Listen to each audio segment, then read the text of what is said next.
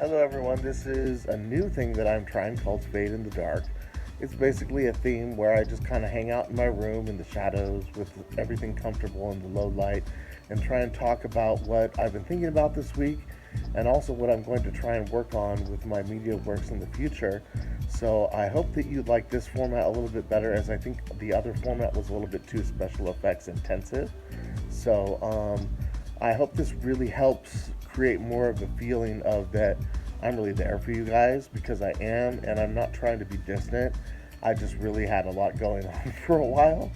But at this moment, I am starting to settle in, and I really want to create an atmosphere where people can talk to me and talk to each other in a way that we can really get some communication done about some of the ideas we have for esoteric guns. So I just recently had a conversation with my mother about the state of America as it is and how it pertains to our spiritual reality as people in America, and how I honestly feel that in America we are in a malaise. We are not fully aware of just what type of a bomb we're sitting on, metaphorically and almost literally. I live in Washington State, so in Washington State, we have a lot of vulnerability to international warfare that the people here in Washington State and in America in general are not aware of. In that we have Seattle, which is on the Pacific Rim, which is a very dangerous place to live. Thank goodness I'm not living there, even though it's an amazing place. It is very, very much a hot spot for international warfare. And I think as spiritual people, we're very attuned to warfare when it's about to happen and to the state of panic that people feel during global pandemics and everything. And we don't address it because we think, well, this is the state of the world. This is mundane craziness. We have to transcend this. But I think as spiritual people, it's part of our job to be kind of beacons of knowledge in those time periods when things are about to go down. And so, please forgive me for not just addressing the esoteric mysteries, but also how our sensitivity to those things pertains to the world as it actually is, which is that, if another World War III happens, it's going to be bad, especially in Washington State, because we have tons and tons of international military bases here. We have more global weapons here than people realize. And we also have Seattle, which has tons of military bases around it and is an international port. So, as a spiritual community, we have to be prepared for the fact that, we live in a fractured country where if something like that happens, people are going to need us and they're going to need our insight, and we don't want to be in an environment where people are not aware that we have something important to tell them, which is namely that spiritual realities can help us cope with physical realities. We do not just, as practitioners of the craft and teachers of spiritual wisdom, just sit around meditating all the time. We are here for a reason and we are here for a purpose. And if we do not acknowledge that with the people that we talk to, they will think that, during a time like that, they won't listen to us when it's too late. They won't listen to us before it's too late, is what I'm saying. And so, we as sensitives are not just spiritual mystics. We are real people who have a role in the class system of civilization, and it is a symptom of society that we don't have a role. It is a symptom and a warning to the nation and the people that would have benefited from the harmonizing influence of the craft and of our people as mystics and as gurus and as teachers. They would have benefited and maybe averted some disasters if we'd had more of an active role and been a little more proactive in warning them that wars do happen. World wars happen, pandemics happen. They are not going to go away. And with the technology that we have in the future coming up, and that we currently have, with any sort of war, World War III scenario, it would be very bad. And in America, I think we live in a propaganda state where we don't realize how weak we are. We think, well, okay, individually, I'm a bad, I'm a tough guy. I've got my family, I'll protect them to death. That's wonderful, and I agree with all of you. We are a tough country, we're strong, we've been through a lot, but I do not think you realize how divided we are. And because we are divided, if some sort of united international coup came against us, some sort of strike at any given point, we would fracture up. We would become, Mad Max Beyond Thunderdome. And that's not a united country, that's a divided country that is easily invaded by other countries. And I think that as spiritual sensitives, dreaming about these apocalyptic visions and seeing these things, it behooves at least some of us to at least speak out and say, we're not just sitting here dreaming, we are really seeing things pertinent to the modern era that are going to happen. They are going to happen, and they do happen. And I think that the pandemic is evidence of just how vulnerable we are worldwide and as a country, and that we need to prepare as spiritual communities and prepare our people for what we see happening in this world. Because I'm telling you, if something like that happens, it's not going to be pretty. And there's going to be technologies and sciences and abuses that we've never even seen before in this age, because they have technology now that I just couldn't even go into the depth. They've already hooked people up to mind machine interfaces in 2008. That was what. So if you don't believe that they have technology that can get in your head, or that they have forms of viroids and things like that can hone in on specific populations, or that they have all sorts of devices that they can hook up to flies and watch you with, you're loony. We know it is so. It's in the news. So do not think I am being loony with this. Just look it up on Google or any other internet resource that you have. It's all there. We know the technology is there. If any sort of disaster does happen, I'm telling you, I'm not being an alarmist. We are cooked gooses. We are cooked geese. Because if you just look at the world as it is now, we're just sitting there like we've been hit by a stun, like we've been hit by a taser. Now, when the world is hit by a taser, what is it called? Vulnerable to another assault. I am telling you not to be alarmist, but to be prepared as spiritual guides, that there will be a time when somebody might come for your food or your life, and that it's not time to be alarmed, but it is time to prepare for such eventualities.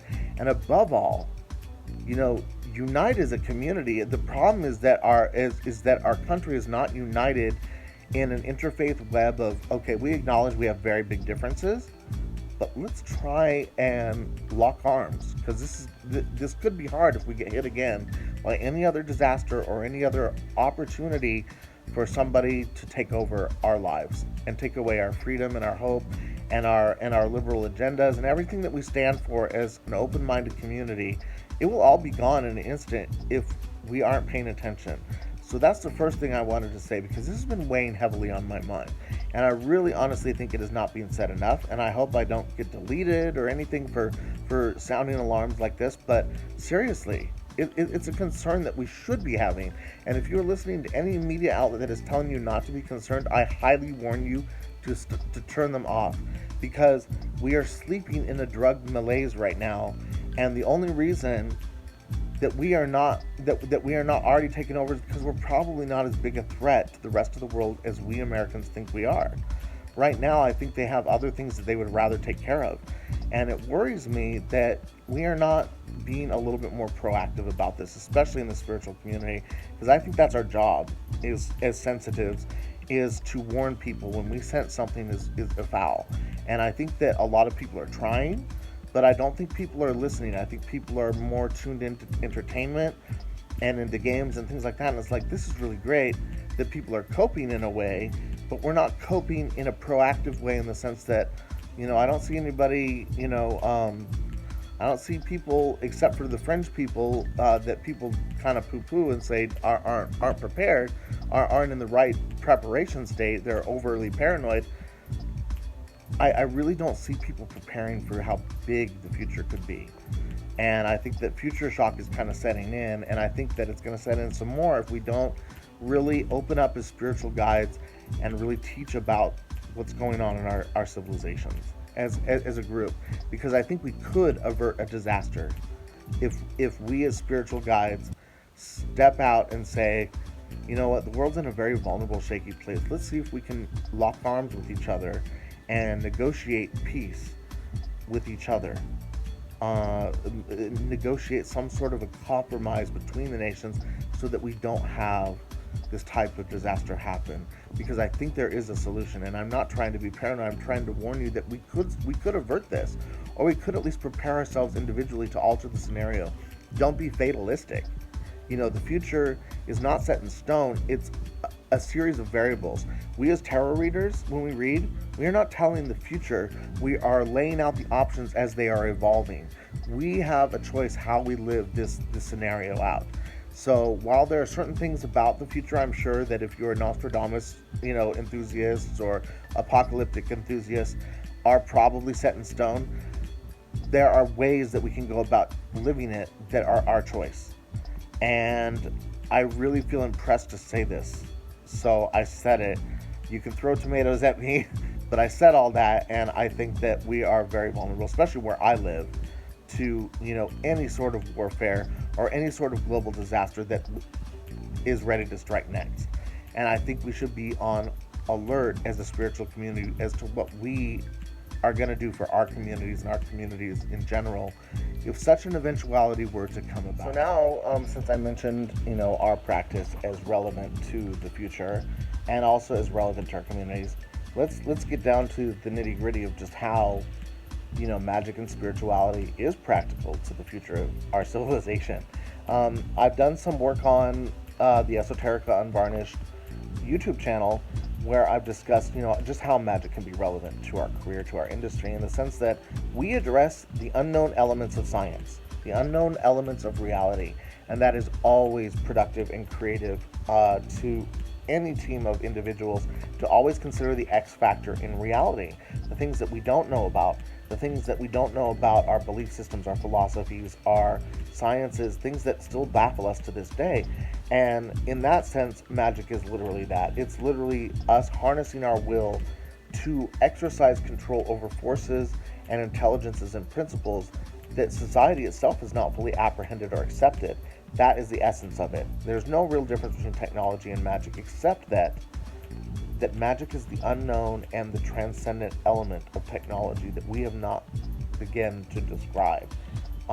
There's a mathematical principle to everything. All the sigils and the talismans that you use, there's magnetisms, there's principles of psychology and math involved that all explain when something works. If something works, it's not because some mystical random thing happened. It's because there was a principle that you tapped when you cast that spell. There was a real physical living principle that you utilized for the benefit or the change of your community.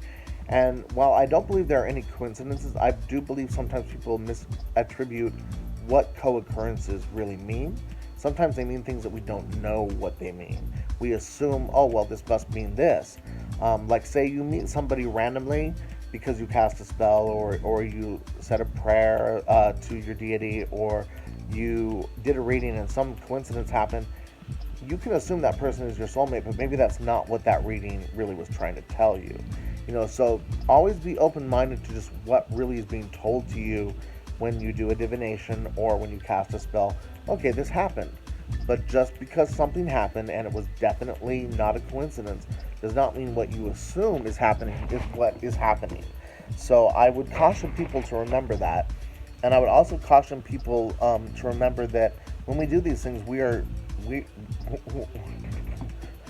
not just dinging around. We are doing things that could potentially have ramifications. So we as experimenters especially as eclectic metaphysical practitioners who are not established, we have a responsibility to be really aware, to be really conscious of our role as the creative experimenters of society and civilization and of the spiritual world. And when we pick up something, we need to be networked enough to be able to say, okay, well, here's the results I got, and they're pretty profound. We have a lot of people in history who have played the mad scientist role and only been realized 100 years later. How much could we have capitalized on what they offered if we hadn't waited 100 years to figure out what they were saying?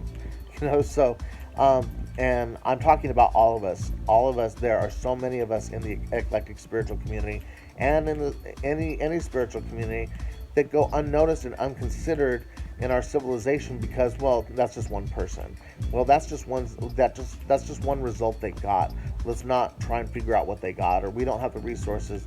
Well, if we had really, really investigated and really been discerning about what they did and how they got the results, and I think we are making great progress in this in our social media community, but I think that we could do better. I think we could be more organized in how we systematically go about investigating spiritual phenomena and spiritual results, rather than just like, hey, I did this and this happened. It's like, oh, cool. It's like, wait a second, that is cool, and that's also suspicious. How did you do that?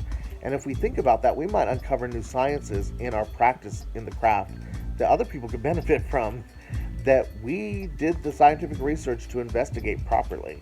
And I think that would be very advantageous to all of us, because we aren't just messing around. We are not just dingbats. We are geniuses in the creative and intuitive spiritual arts. And when we come up with results like that, we should also be questioning, wait a second, maybe there is a mystical phenomenon going on, and just what is it? How do the numbers crunch? I would also encourage everybody to consider that when they are practicing their craft, that they are practicing real principles. I also want to go into the tarot, because I've mentioned the tarot a couple of times and its relevance. How exactly does the tarot work? Everybody's like, well, I just did a card divination and it said this, and I believe that it was the spirits that guided me. And I'm like, probably, but just how does that technically work? Okay, so when you're doing a tarot divination or any form of divination, you're creating a bridge between your consciousness and your subconscious. Your subconscious mind has an awareness of patterns and mathematical principles, as well as entities and their messages that you don't have full conscious access to. So in a way, you're doing a Rorschach test and using it as a doorway into your subconscious mind where real messages exist. Now, also another thing that you're doing is that you're looking at the pattern of the Rorschach test and realizing, wait a second, there's a pattern there. It's not just what I'm perceiving. There is actually a mathematical pattern outside me as well that correlates to what I'm getting in my head. Now, when you see that and you know that, you're doing something that is one step beyond ordinary evolution as we've come at. So it looks very phenomenal, but really it's just a form of practice of measuring reality and performing calculations in your mind that is so far beyond our current stage of evolutionary understanding that it looks very bizarre. We're like, how did I just do that? Well, what you've done is you've created a conscious bridge. You've focused on a target.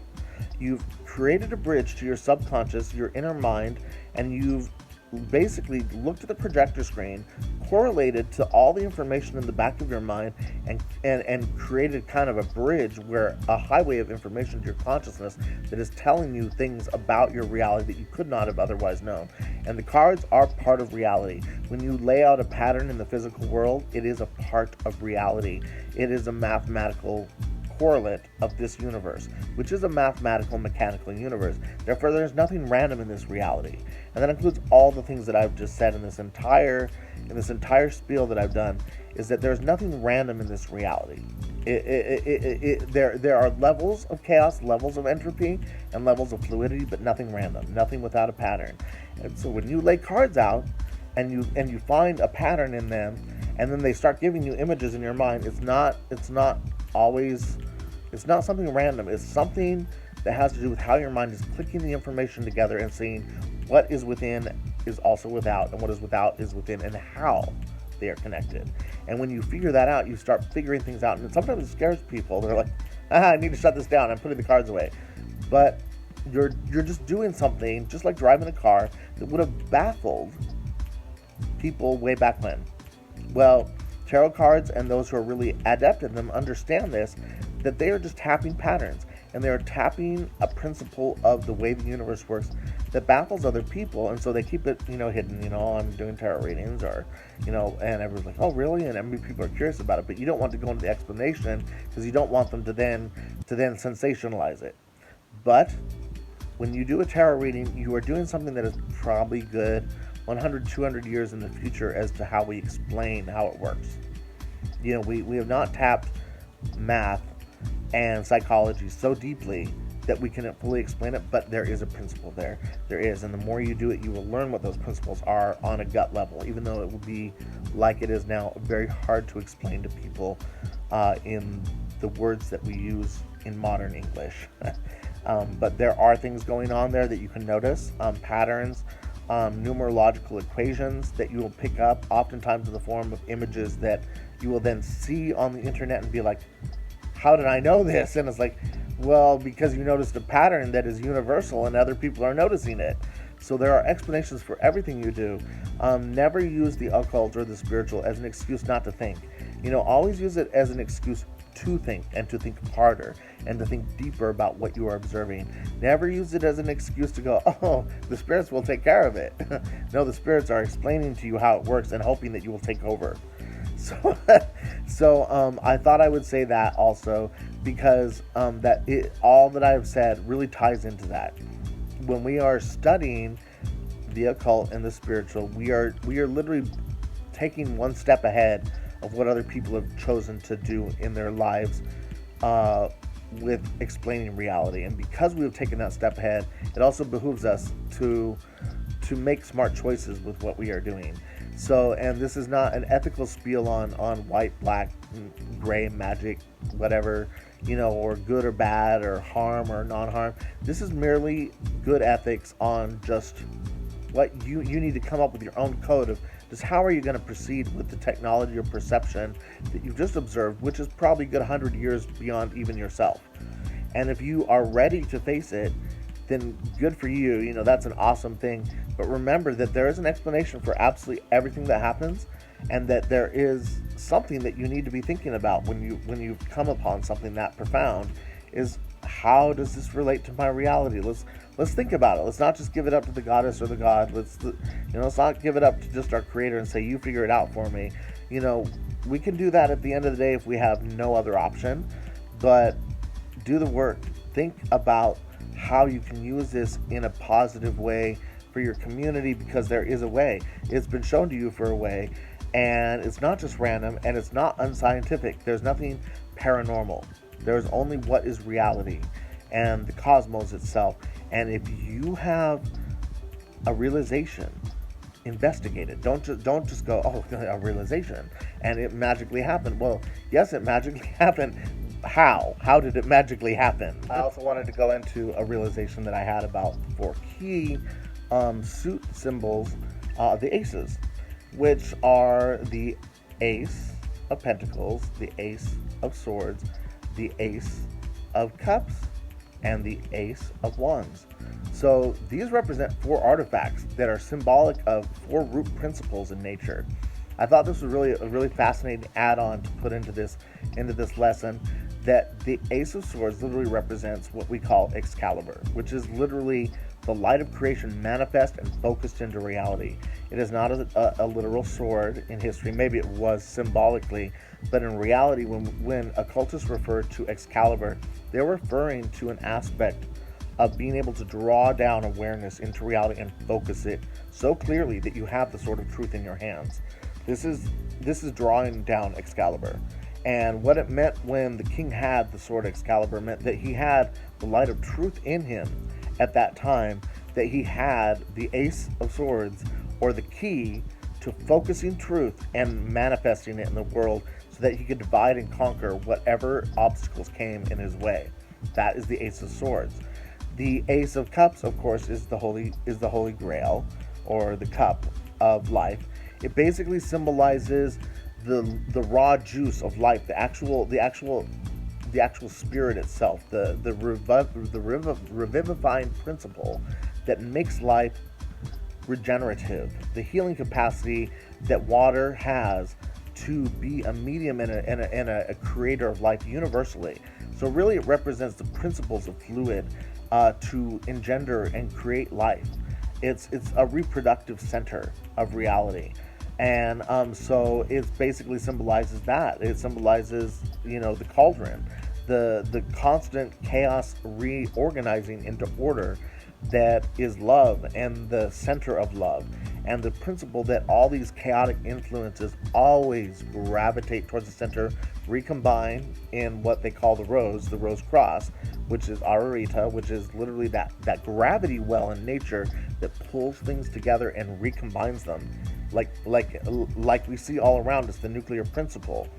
That is what the Holy Grail represents, is within us, that organizing principle, that ability for the fluids and the life forces inside of us to come together into one flesh and be us. And that is the Holy Grail. And when you realize that, you've accessed the Holy Grail, which means you have the key to medicine, the key to the ability to know how the fluids and the spirits and the energies work in your body and in your reality. You master your key. So that is the symbol of the Holy Grail, or the Ace of Cups. The Ace of Pentacles, of course, is the Philosopher's Stone. So you have the Philosopher's Stone. Philosopher's Stone is literally your core identity, the state of reality at the center of it that it is. And so that's why, like you see in Harry Potter, he's like, oh wait, it's in my pocket.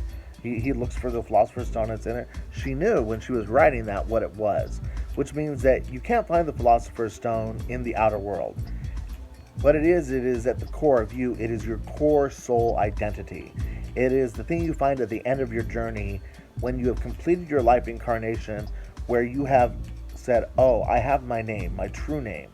That's when you have control over yourself. See, they have this thing in occult psychology where they're like, well, if you know their true name, you have control over them. Well, we don't know our true name. We're amnesiacs on this planet, most of us. So once you get your true name, that's when you get control over yourself.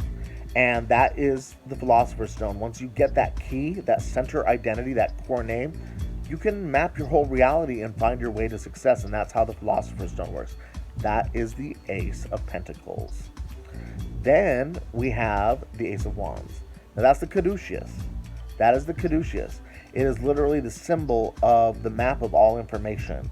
So that is based on the actual axis of the tree of life, which is the spine, or the spine of creation, not just the spine of humans, but the spine of creation. And it has to do with the fractal manifestation of all consciousness into reality. It's a Kabbalistic symbol. You see the Caduceus on every van that comes by in an emergency. There's a reason the Caduceus is everywhere. It's a symbol of the exalted human body and the exalted spheres of creation balanced out.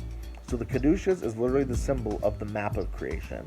And the Caduceus is the wand, or the key to that whole structure.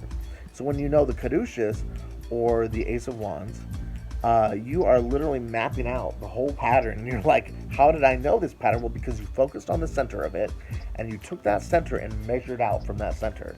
So that is the Caduceus. Now, if you can figure out what I'm talking about, you're pretty smart.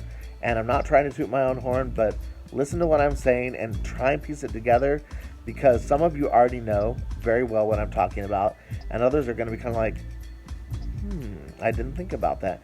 And I want you to think about this. We're talking about things that are not just speculation.